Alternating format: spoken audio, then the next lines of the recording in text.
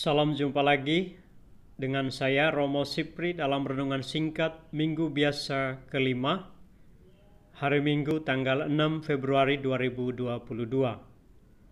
Sumber inspirasi renungan ini adalah perikop-perikop bacaan suci pada Minggu Biasa kelima ini.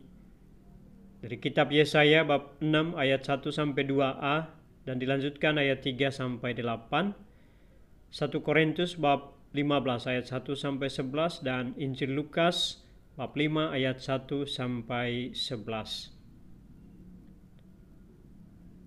Dari seluruh firman Tuhan hari ini, ada dua hal yang saling berkaitan yang menjadi bahan permenungan kita, yakni panggilan Allah dan kelemahan manusia. Kalau kita membaca firman Tuhan dalam kitab suci, baik perjanjian lama maupun perjanjian baru, kita menemukan bahwa Allah bisa memanggil dan memilih siapa saja untuk menjadi utusannya. Semua orang bisa dipakai Tuhan untuk menjadi utusan, untuk menjadi penyambung lidah Tuhan. Semua orang yang diutus bukanlah orang hebat. Mereka semua memiliki kekurangan dan kelemahan.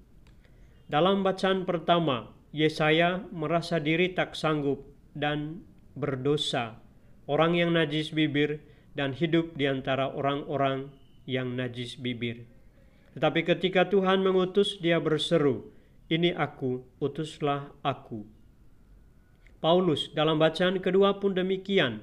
Ia yang paling hina dari antara rasul diutus menjadi misionaris kepada bangsa-bangsa bukan Yahudi untuk mewartakan Injil, berita keselamatan dari Allah, yakni Yesus Kristus yang telah bangkit, yang menjadi penyelamat. Paulus, sang penganiaya jemaat Tuhan, dipilih oleh Tuhan untuk menjadi rasulnya. Petrus dan kawan-kawannya dalam bacaan Injil, dalam Injil Lukas, juga merasa tak layak untuk menerima dan mengalami kasih karunia Allah, bahwa mereka menyaksikan dan mengalami mujizat menangkap banyak ikan. Karena itu Petrus berseru, "Tuhan, tinggalkanlah aku, karena aku ini seorang berdosa." Tetapi Yesus berkata, "Jangan takut, mulai sekarang engkau akan menjadi penjala manusia." Sepanjang sejarah gereja pun kita menemukan banyak orang kudus dipakai oleh Allah, namun orang-orang kudus itu pun memiliki kekurangan dan kelemahan. Dan pada saat ini pun, pada masa sekarang ini, banyak orang yang dipanggil Tuhan merasa tidak layak, tidak sanggup, termasuk saya dan saudara-saudari sekalian. Tetapi Tuhan tetap mengutus kita menjadi utusannya, menjadi misionaris untuk mewartakan kasih dan kebaikan Allah dalam hidup setiap hari. Dengan ini kita menemukan dan menyadari dua hal penting. Yang pertama, Tuhan bebas memilih siapa saja untuk menjadi utusannya, baik orang yang memiliki keunggulan maupun orang-orang yang memiliki kelemahan atau kekurangan. Berkat sakramen pembaptisan, semua orang adalah utusan Tuhan. Kita semua murid dan sekaligus utusannya. Sebagai utusan, kita hendaknya siap sedia seperti Yesaya, "Ini aku, utuslah aku." Atau seperti Petrus dan kawan-kawannya meninggalkan segala sesuatu mengikuti Yesus. Meninggalkan segala sesuatu lebih pada kemauan untuk tidak terikat pada apapun selain pada Tuhan. Menjauhkan segala sesuatu yang dapat menghalangi kita dekat dengan Tuhan dan yang menghalangi kita menjalankan tugas perutusannya dengan baik. Namun yang terjadi dalam keseharian kita adalah sikap tidak siap atau tidak bersedia menjadi murid dan utusan. Salah satu contoh paling sederhana adalah ketika diminta untuk memimpin doa, banyak orang tidak berani atau bahkan menolak. Atau ketika hendak dipilih menjadi pengurus gereja, orang-orang sengaja tidak hadir supaya tidak terpilih. Dan masih banyak contoh lain lagi yang dapat kita berikan untuk menunjukkan bahwa sebenarnya Tuhan memanggil siapapun, termasuk kita, untuk menjadi utusannya.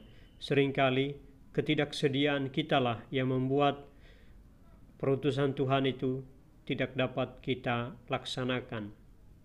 Saudara-saudari, semua itu adalah wujud dari sikap tidak menerima tugas perutusan Tuhan. Oleh karena itu, firman Tuhan hari ini mengajak kita untuk senantiasa sadar akan diri kita sendiri sebagai utusan Tuhan yang hendaknya kita terima dan bersedia diutus dengan ungkapan Yesaya, "Ini aku, utuslah aku." Dan hal yang kedua adalah kelemahan pribadi bukanlah halangan untuk dipakai oleh Tuhan.